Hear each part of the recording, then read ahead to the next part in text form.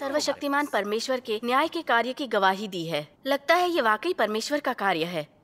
सर्वशक्तिमान परमेश्वर द्वारा व्यक्त सत्य ही मनुष्य का शुद्धिकरण करता है। सही है।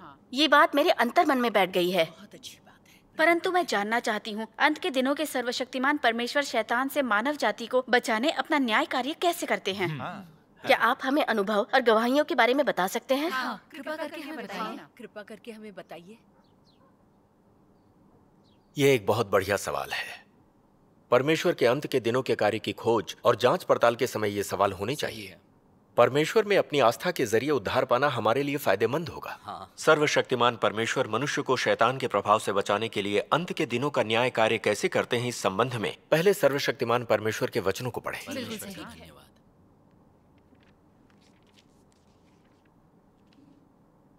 सर्वशक्तिमान परमेश्वर कहते हैं, अंत के दिनों में मसीह मनुष्य को सिखाने के लिए विभिन्न सच्चाइयों का उपयोग करता है, मनुष्य के सार को उजागर करता है और उसके वचनों और कर्मों का विश्लेषण करता है।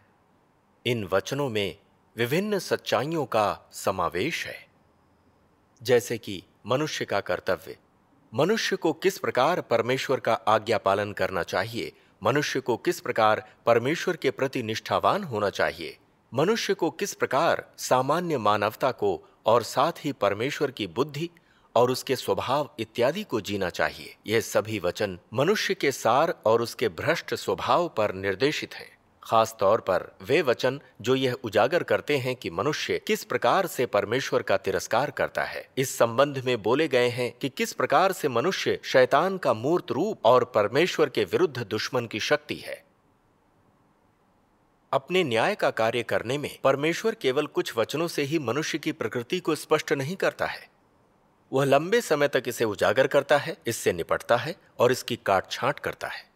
उजागर करने की इन विधियों, निपटने और काट छांट को साधारण वचनों से नहीं बल्कि सत्य से प्रतिस्थापित किया जा सकता है, जिसे मनुष्य बिल्कुल भी धारण नहीं करता है। केवल इस तरीके की विधियां ही न्याय समझी जाती हैं। केवल इसी तरह के न्याय के माध्यम से ही मनुष्य को वश में किया जा सकता है और परमेश्वर के प्रति समर्पण में पूरी तरह से आश्वस्त किया जा सकता है, और इसके अलावा मनुष्य परमेश्वर का सच्चा ज्ञान प्राप्त कर सकता है। न्याय का कार्य जिस चीज को उत्पन्न करता है वो है परमेश्वर के असली चेहरे और उसकी स्वयं की विद्रोहशीलता के सत्य के बारे में मनुष्य में समझ। न्याय का कार्य मनुष्य को परमेश्वर की इच्छा की, परमेश्वर के कार्य के उद्देश्य की और उन रहस्यों की अधिक समझ प्राप्त करने देता है जो उसके लिए अबोध गम्य है। यह मनुष्य को उसके भ्रष्ट सार तथा उसकी भ्रष्टता के मूल को पहचानने और जानने,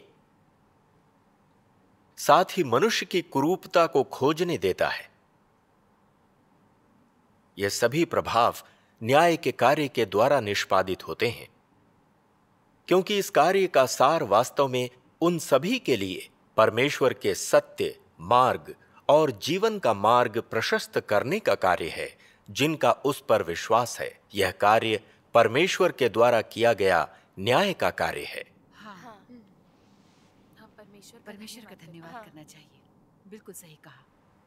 परमेश्वर न्याय और ताड़ना का कार्य करता है ताकि मनुष्य उसे जाने और उसकी गवाही को जाने। मनुष्य के भ्रष्ट स्वभाव पर परमेश्वर के न्याय के बिना मनुष्य परमेश्वर के धार्मिक स्वभाव को नहीं जानेगा, जो कोई भी अपराध की अनुमति नहीं देता है और परमेश्वर के बारे में अपनी पुरानी जानकारी को नई जानकारी में बदल नहीं सकता है। परमेश्वर की गवाही के लिए और परमेश्वर के प्रबंधन की खातिर परमेश्वर अपनी संपूर्णता को सार्वजनिक बनाता है। इस प्रकार से मनुष्य को परमेश्वर का ज्ञान हासिल करने, अपने स्वभाव को बदलने और परमेश्वर के सार्वजनिक प्रकटन के माध्यम से परमेश्वर की गवाही देने में सक्षम बनाता है। मनुष्य के स्वभाव में परिवर्तन परमेश्वर के विभिन्न कार्यों के द्वारा प्राप्त होता है। मनुष्य के स्वभाव में इस प्रकार के परिवर्तन के बिना मनुष्य परमेश्वर की गवाही देने में असमर्थ होगा और परमेश्वर के हृदय के अनुसार नहीं बन सकता है। मनुष्य के स्वभाव में परिवर्तन दर्शाता है कि मनुष्य ने स्वयं को शैतान के बंधनों से मुक्त करा लिया है, अंधकार के प्रभाव से मुक्त कर लिया है और परमेश्वर के कार्य के लिए वास्तव में एक मॉडल और नमूना बन गया है। सचमुच परमेश्वर के लिए गवाह बन गया है और परमेश्वर के हृदय के अनुसार व्यक्ति बन गया है। हाँ, ये वचन बहुत महान है।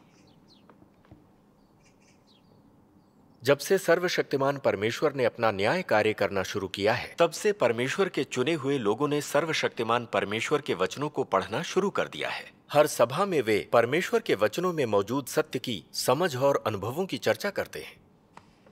सर्वशक्तिमान परमेश्वर के वचन परमेश्वर के धार्मिक स्वभाव को उनके चुने हुए लोगों तक पहुंचाते हैं। ये मनुष्य के पाप और परमेश्वर विरोध के उसके स्वभाव को उजागर करते हैं। शैतान द्वारा मनुष्य को धोखा देने के तरीकों और मनुष्य के परमेश्वर का विरोध करने, धोखा देने के उसके हालात को उजागर करते हैं। मानव जाति के सामने परमेश्वर के दयालु स्वभाव को प्रकट करते हैं। जी, परमेश्वर के वचनों से उनके चुने हुए लोग समझ पाते हैं कि परमेश्वर का स्वभाव धर्मी है और उनके प्रकटनों में वे उनके क्रोध को देख पाते हैं। सभी परमेश्वर के समक्ष पश्चाताप करते हैं और शर्मिंदा महसूस करते हैं।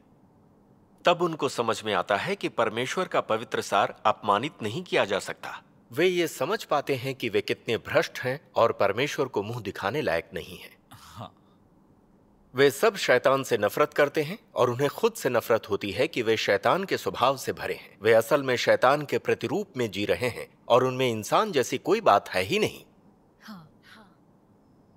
सिर्फ तभी वे सही मायनों में पश्चातापी दिल बना पाते हैं और एक नया इंसान बनने के लिए सत्य को स्वीकार करते हैं। हमने सर्वशक्तिमान परमेश्वर के न्याय के अनुभव से समझा है कि भ्रष्ट मानव जाति परमेश्वर का विरोध करके, उन्हें धोखा देकर छुटकारे के पाप में जी सकती है, क्योंकि उस पर शैतान के धोखे और तरह तरह के प्रभावों का नियंत्रण है। उदाहरण के लिए सीसीपी का प्रभाव, धार्मिक मसीह विरोधियों का प्रभाव, शैतान की तरह तरह की धर्म विरोधी भ्रांतियां, सिद्धांत और नियम। हाँ, शैतान के ये दुष्प्रभाव एक अदृश्य मायाजाल की तरह हैं जो हम सबको बांधे हुए और काबू किए हुए हैं, ताकि हम प्रकाश और परमेश्वर के प्रकटन को देख ना पाएं, परमेश्वर के इरादों को समझ ना पाएं और बुरी तरह संघर्ष करते हुए अंधेरों में जीते रहें। सही बात है। सर्वशक्तिमान परमेश्वर के वचन के न्याय के कारण ही हम समझ पाते हैं कि मानव जाति में भ्रष्टाचार कितना गहरा है और इस सच को जान पाते हैं कि दुनिया कैसे शैतान के काबू में है। हम सीसीपी के धोखेबाज और हानिकारक दानवी सार को समझ पाते हैं, धार्मिक पादरियों और एल्डर्स के पाखंडी और उनकी विभिन्न धर्म विरोधी भ्रांतियों को समझ पाते हैं और समझ पाते हैं कि हम शैतान द्वारा धोखा खा चुके हैं और गहराई तक भ्रष्ट हो चुके हैं। शैतान के जहर, उसके सिद्धांत और नियम हमारा स्वभाव बन गए हैं। हम जिंदा रहने के लिए इन चीजों के भरोसे रहते हैं और हमारी जिंदगी शैतान के घिनौनेपन में रच बस गई है। हम घमंडी, कुटिल, मनमाने, स्वार्थी, घिनौने, धूर्त, धोखेबाज और झूठ के पुलिंदे बन गए हैं। हम सत्य से ऊब चुके हैं और हमारे पास परमेश्वर से डरने वाला दिल भी नहीं है। हम शैतान का प्रतिरूप बन चुके हैं और हम में इंसान जैसी कोई बात है ही नहीं। सही कह रहे हैं। इसके बावजूद हम अब भी स्वर्ग के राज्य में लाए जाने की उम्मीद करते हैं। हम बड़े बेशर्म हैं। पहले धार्मिक पादरी और एल्डर्स हम पर नियंत्रण किया करते थे। हम अनजाने में शैतान का अनुसरण, परमेश्वर का विरोध करते थे। हम परमेश्वर में विश्वास और मनुष्य का अनुसरण करते थे और हर बात में पादरियों और एल्डर्स का कहा मानते थे। हमने परमेश्वर की आज्ञा पालन कभी नहीं चुना। हम दयनीय और अंधे थे और हम परमेश्वर को नहीं जानते थे। हाँ। सर्वशक्तिमान परमेश्वर के अंत के दिनों के न्याय कार्य का अनुभव करने के बाद हम सर्वशक्तिमान परमेश्वर द्वारा व्यक्त सभी सत्य को धीरे धीरे समझने और जानने लगे हैं। अब हम सकारात्मक और नकारात्मक चीजों में फर्क कर सकते हैं और परमेश्वर को बेहतर ढंग से जानने लगे हैं। जीवन और उसूलों के बारे में हमारा नजरिया भी बदल गया है। प्रभु का धन्यवाद। शैतानी स्वभाव का शुद्धिकरण हो गया है और हम अब शैतान के प्रभाव में नहीं रहे। शैतान से जुड़ी धर्म विरोधी भ्रांतियां अब हमें धोखा नहीं दे सकती। प्रभु का धन्यवाद। हमने धर्म निरपेक्ष परिवारों में सभी बंधनों से छुटकारा पा लिया है। अद्भुत। प्रभु का धन्यवाद। हम परमेश्वर के सामने एक जीव के रूप में अपने कर्तव्य पूरे करते हुए आजादी से जीने लगे हैं।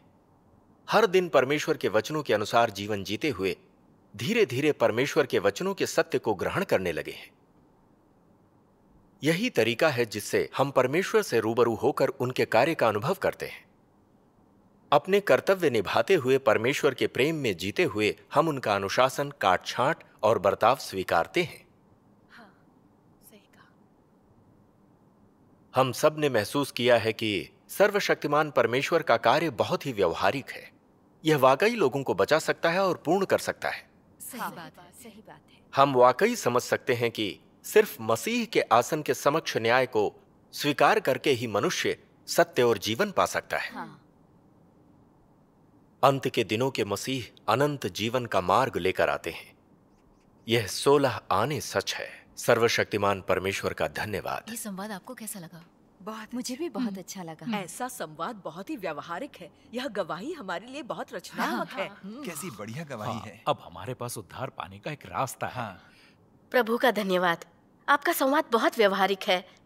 सर्वशक्तिमान परमेश्वर के सत्य को व्यक्त कर मनुष्य का न्याय करने का प्रभाव अद्भुत है। सर्वशक्तिमान परमेश्वर का धन्यवाद। एक तरफ ये लोग परमेश्वर के धर्मी स्वभाव का ज्ञान देते हैं, परमेश्वर के कार्यों को अनुभव करते हैं, जैसे कि उन्होंने अपने सामने परमेश्वर को प्रकट होते देखा है। दूसरी तरफ लोगों को उनके भ्रष्टाचार की सच्चाई जानने में मदद करता है, साथ ही उन्हें सत्य को समझने की काबिलियत देता है, जिससे शैतान के दुष्प्रभाव से दूर होकर परमेश्वर की शरण में आते हैं। परमेश्वर का धन्यवाद। मैंने बरसों से प्रभु में विश्वास किया, लेकिन पादरियों और एल्डर्स पर बहुत भरोसा किया है। इसलिए मैं उनके मसीह विरोधी सार को नहीं समझ पाई। उनके धोखे में रहकर मैं सर्वशक्तिमान परमेश्वर के अंत के दिनों के कार्य को स्वीकार नहीं कर पाई। अब मैं वाकई पछता रही हूँ। मैं बेहद शर्मिंदा हूँ। भाई फैंग, भाई त्यान, आप पादरी और एल्डर्स के धोखे और नियंत्रण से कैसे छूट पाए? हाँ, कैसे? कृपया हमें अपने अनुभवों के बारे में बताएं। कृपा करके बताइए ना हमें। बताइए। परमेश्वर का धन्यवाद। हम फरीसियों के सार को समझ सकते हैं और मसीह विरोधियों के धोखे और नियंत्रण से छूट सकते हैं। सर्वशक्तिमान परमेश्वर द्वारा व्यक्त सत्य का कमाल है, जो हमें सभी तथ्यों के सत्य को बताते हैं और समझाते हैं। तभी हम धार्मिक फरीसियों के पाखंडी और परमेश्वर विरोधी सार को ठीक से समझ पाए हैं। मैं उन दिनों को याद करता हूं जब धर्म में रहकर परमेश्वर में विश्वास करता था। तब मैं पादरियों और एल्डर्स का बहुत आदर करता था, ये सोच करके प्रभु में बरसों उनका विश्वास रहा है। बाइबल को समझते हैं, वे उपहारों के साथ उपदेश देते हैं, इसलिए वे प्रभु के सबसे अधिक प्रशंसित लोग होंगे। मैंने हमेशा उनके उपदेशों को स्वीकार किया और उनका पालन किया। जब सर्वशक्तिमान परमेश्वर का सुसमाचार हमारी कलीसिया तक फैला, पादरियों और एल्डर्स ने इसकी खोज में हमारी अगुवाई नहीं की। उन्होंने बार बार जोर देकर कहा, परमेश्वर के सभी वचन बाइबल में हैं। परमेश्वर में विश्वास करना यानी बाइबल में विश्वास करना है। बाइबल से बाहर कोई भी आस्था धर्मद्रोह है। जो भी चमकती पूर्वी बिजली को स्वीकारेगा, चर्च से निकाला जाएगा। उन्होंने विश्वासियों को इस बात की भी गारंटी दी, अगर प्रभु आएंगे तो वे उन्हें प्रबुद्ध करेंगे और सबसे पहले उन्हें ही बताएंगे, और वे हम लोगों को अवश्य स्वर्ग के राज्य में ले जा सकेंगे। पादरियों और एल्डर्स की बातों को सुनने के बाद हम पूरी तरह आश्वस्त से हो गए थे। इसलिए हमने विश्वासियों को बांधे रखने और कलीसिया को बंद करने में उनका अनुसरण किया। फिर भी कुछ ऐसे भाई बहन थे जिन्होंने सर्वशक्तिमान परमेश्वर को स्वीकार किया। परेशान और घबराए पादरियों और एल्डर्स ने आदेश दिया, जो भी चमकती पूर्वी बिजली का प्रचार करता दिखे, उसकी सूचना तुरंत पुलिस को दी जाए। ऐसा तब तक हुआ जब एक दिन एक एल्डर मंच पर खड़े होकर सर्वशक्तिमान परमेश्वर की निंदा और तिरस्कार करते समय अचानक बेहोश हो गए और अस्पताल ले जाते समय रास्ते में ही चल बसे। एल्डर की मौत का मुझ पर बहुत असर पड़ा। मुझे समझ नहीं आ रहा था कि क्यों प्रभु के मार्ग का बचाव करने वाले एल्डर अचानक इस तरह से चल बसे। प्रभु ने उनकी रक्षा क्यों नहीं की? क्या हमारा चमकती पूर्वी बिजली का विरोध गलत है? क्या चमकती पूर्वी बिजली वाकई प्रभु की वापसी हो सकती है? मुझे लगा कि शायद मैंने प्रभु का अपमान किया है। हर रोज ये डर मेरे दिल में घर किए जा रहा था। मैं बुरी तरह डर गया था कि किसी दिन मैं दंड का भागी ना बन जाऊं। तभी फिर से मेरे मन में सर्वशक्तिमान परमेश्वर के अंत के दिनों का सुसमाचार कौंध गया। सर्वशक्तिमान परमेश्वर के वचनों को पढ़कर और भाई बहनों के संवाद और सहायता के जरिए मैंने सर्वशक्तिमान परमेश्वर के अंत के दिनों के कार्यों को स्वीकार किया। परमेश्वर का धन्यवाद। एक दिन मेरी नजर सर्वशक्तिमान परमेश्वर की इन वचनों पर पड़ी। सर्वशक्तिमान परमेश्वर कहते हैं, वे जो बड़ी बड़ी कलीसियाओं में बाइबल पढ़ते हैं वे हर दिन बाइबल पढ़ते हैं, फिर भी उनमें से एक भी परमेश्वर के काम के उद्देश्य को नहीं समझता है, एक भी परमेश्वर को नहीं जान पाता है, और यही नहीं, उनमें से एक भी परमेश्वर के हृदय के अनुरूप नहीं है। वे सब के सब व्यर्थ अधम लोग हैं, जिनमें से प्रत्येक परमेश्वर को सिखाने के लिए ऊंचाई पर खड़ा है। यद्यपि वे परमेश्वर के नाम पर धमकी देते हैं, किंतु वे जानबूझकर उसका विरोध करते हैं। यद्यपि वे स्वयं को परमेश्वर का विश्वासी दर्शाते हैं, किंतु ये वे हैं जो मनुष्यों का मांस खाते और रक्त पीते हैं। ऐसे सभी मनुष्य शैतान हैं जो मनुष्य की आत्मा को निगल जाते हैं, राक्षस हैं जो जानबूझकर उन्हें विचलित करते हैं, जो सही मार्ग पर कदम बढ़ाना चाहते हैं या सही मार्ग का प्रयास करते हैं। और वे बाधाएं हैं जो परमेश्वर को खोजने वालों के मार्ग में रुकावट उत्पन्न करती हैं। यद्यपि वे मजबूत देह वाले हैं, किंतु उसके अनुयायियों को कैसे पता चलेगा कि वे मसीह विरोधी हैं जो लोगों को परमेश्वर के विरोध में ले जाते हैं? वे कैसे जानेंगे कि ये जीवित शैतान है जो निगलने के लिए विशेष रूप से आत्माएं खोज रहे हैं?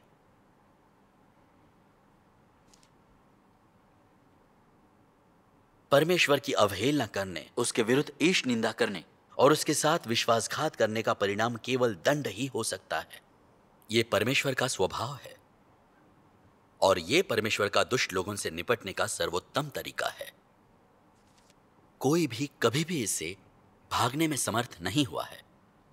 यह पहले इसी तरह से था, यह अब इसी तरह से है और यह भविष्य में इसी तरह से होगा। और यह ऐसा तथ्य है जो कभी भी नहीं बदलेगा। सर्वशक्तिमान परमेश्वर के वचन एक धारदार खंजर की तरह मेरे दिल में चुभ रहे थे और मुझे लग रहा था जैसे परमेश्वर अपना कहर हम पर बरपा रहे हो। हमारे विरोध और निंदा ने परमेश्वर के धर्मी स्वभाव का पहले ही बड़ा घोर अपमान कर डाला था। मुझे यकीन था कि एल्डर की मौत सर्वशक्तिमान परमेश्वर का विरोध करने की वजह से हुई थी। विश्वासियों को परमेश्वर की शरण में वापस जाने से रोकने के कारण उनको दंड दिया था। सर्वशक्तिमान परमेश्वर के वचनों पर मनन करके और एल्डर के आचरण और व्यवहार के बारे में सोचकर मैंने समझ लिया कि हम लोगों को बाइबल से जोड़े रखकर और कलीसियाओं को बंद करके और हमें सच्चे मार्ग को खोजने से रोककर वे झुंड की देखभाल बिल्कुल भी नहीं कर रहे थे, बल्कि अपने ओहदे और रोजी रोटी की रक्षा कर रहे थे। परमेश्वर कार्य करने और लोगों को बचाने आते हैं। कलीसिया की अगुवा की हैसियत से परमेश्वर का अनुसरण करने में अगुवाई नहीं की, बल्कि अपने ओहदे और आजीविका को बचाने की खातिर लोगों को धोखा दिया और अफवाहें फैलाई और परमेश्वर के कार्य का विरोध और उसकी निंदा की। क्या वे लोगों को परमेश्वर का अनुसरण करने से रोकने के लिए रास्ते का रोड़ा नहीं थे? क्या वे आत्माओं को निगल लेने वाले दानव नहीं थे? परंतु मैं अंधा और अनजान था, मुझ में समझ बूझ नहीं थी और तब भी मैं आंखें बंद कर उनकी आज्ञा मानता रहा। परमेश्वर के विरोध में उनका अनुसरण करता रहा और फिर भी सोचता रहा कि मैं प्रभु के प्रति वफादार हूं। मैं वाकई बेहद बेवकूफ और भ्रमित था। मैंने कभी नहीं सोचा था कि मैं बड़ी बेचैनी से प्रभु की आने की आशा कर रहा था, मगर जब प्रभु आए तो मैं मसीह विरोधियों से मिलकर परमेश्वर का विरोध करूंगा। वाकई मुझे श्राप लगना चाहिए और मुझे नरक में फेंक कर उन एल्डर की तरह दंड देना चाहिए। लेकिन परमेश्वर ने मेरे अपराधों के हिसाब से मुझे दंड नहीं दिया। वे जानते हैं कि शैतान ने मुझे भ्रष्ट कर दिया है और उन्होंने मेरी गिनती सत्य को न समझने, समझ बूझ न रखने और दुश्मन से धोखा खाने वालों में की है। परमेश्वर मेरा त्याग नहीं कर पाए और उन्होंने भाई बहनों से सुसमाचार के उपदेश दिलवाकर मुझे परमेश्वर के लोगों में वापस मिल जाने लायक बना दिया। यह वाकई मेरे प्रति परमेश्वर की महान कृपा थी, उनका उद्धार था। प्रभु का धन्यवाद। परमेश्वर का धन्यवाद। इस दुखदायी सबक से मैंने सही मायनों में समझ लिया है कि मैंने दुष्टों से मिलकर परमेश्वर का विरोध किया, क्योंकि परमेश्वर में विश्वास के बावजूद मेरे दिल में परमेश्वर नहीं थे। मेरा दिल परमेश्वर के प्रति निष्ठावान भी नहीं था। अपने दिल में मैं सिर्फ लोगों का अनुसरण करता था। मैंने शैतान से धोखा खाया, परमेश्वर का विरोध करने में शैतान की कठपुतली बन गया। मुझे अंदर से आभास हो गया था कि परमेश्वर का स्वभाव धर्मी, प्रतापी, क्रोधपूर्ण और हानिकर है। और आज जिंदा हूं क्योंकि परमेश्वर ने मेरे प्रति सहनशीलता और करुणा दिखाई है। मैं बस सत्य और जीवन की खोज के इस मौके का लाभ उठाना चाहता हूं जो परमेश्वर ने दिया है। आशा है कि मैं अपनी बाकी जिंदगी में सुसमाचार का प्रचार और परमेश्वर की गवाही दे पाऊं और उन्हें परमेश्वर के सामने ला सकूंगा जो सच्चे मन से प्रभु की आने की प्रतीक्षा कर रहे हैं। मैं चाहता हूं कि धार्मिक फरीसियों और मसीह विरोधियों के मायाजाल को तोड़ने और परमेश्वर के उद्धार को अपनाने में उनकी मदद कर सकूं, और ऐसा करके परमेश्वर का प्रेम चुका सकूं, उनके दिल को सुकून दे सकूं। आमीन। क्या बात।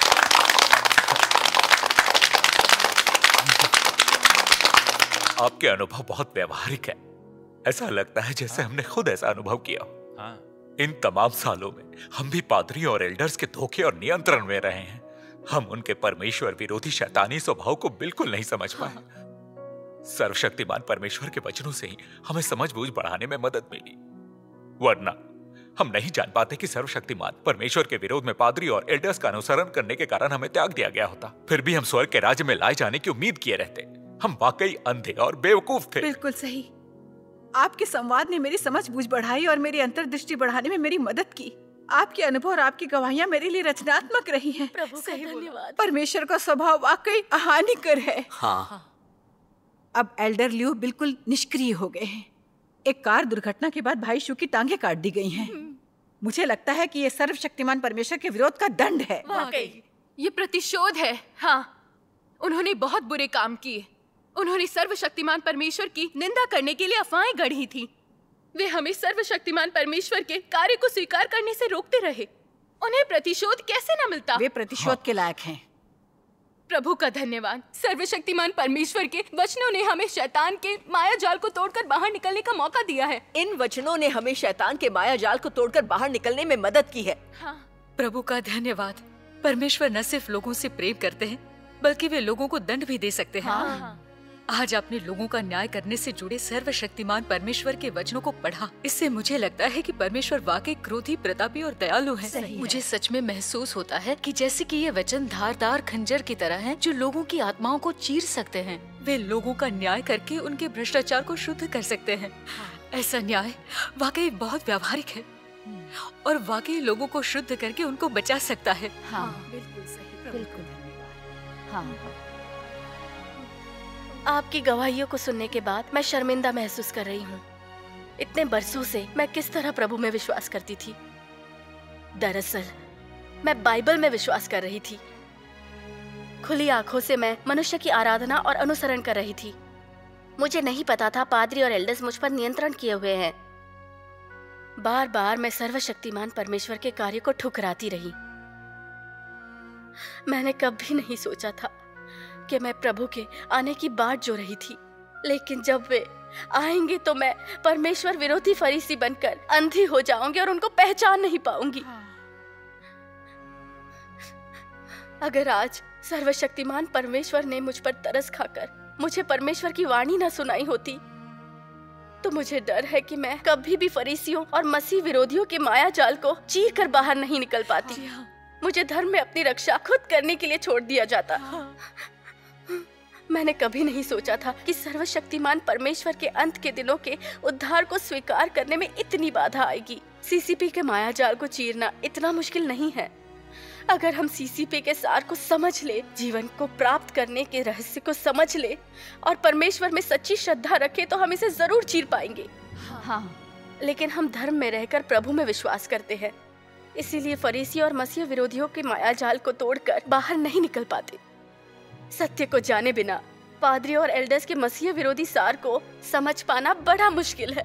हाँ। सर्वशक्तिमान परमेश्वर ने कई बार सुसमाचार फैलाने के लिए लोगों को भेजकर वाकई मुझे इस सब से बचा लिया और शैतान के माया जाल से बाहर निकाल लिया।